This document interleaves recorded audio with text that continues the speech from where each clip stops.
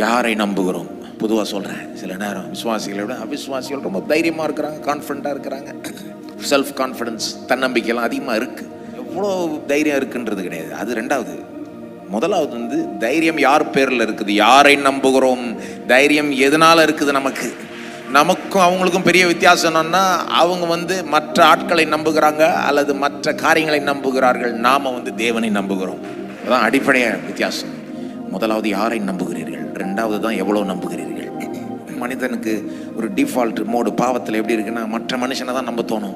நம்முடைய அப்பா அம்மாவை நம்ப தோணும், நம்முடைய பிள்ளைகளை நம்ப தோணும், சொந்தக்காரங்களை நம்ப தோணும், நம்முடைய நண்பர்களை நம்ப தோணும். இதெல்லாம் தான் நம்ப தோணும். இன்னைக்கு நீங்கள் கடவுளை நம்புறீங்கன்னா அதுவே பெரிய அற்புதம் தான்.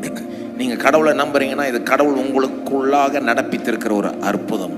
அவரை நம்பும்படி உங்கள் உள்ளத்தை மாற்றிருக்கிறார். ஆனால் திரும்ப திரும்ப கிறிஸ்தவ வாழ்க்கையில் மற்ற ஆட்களை நம்ப தோணும், உலகத்தை நம்ப தோணும்.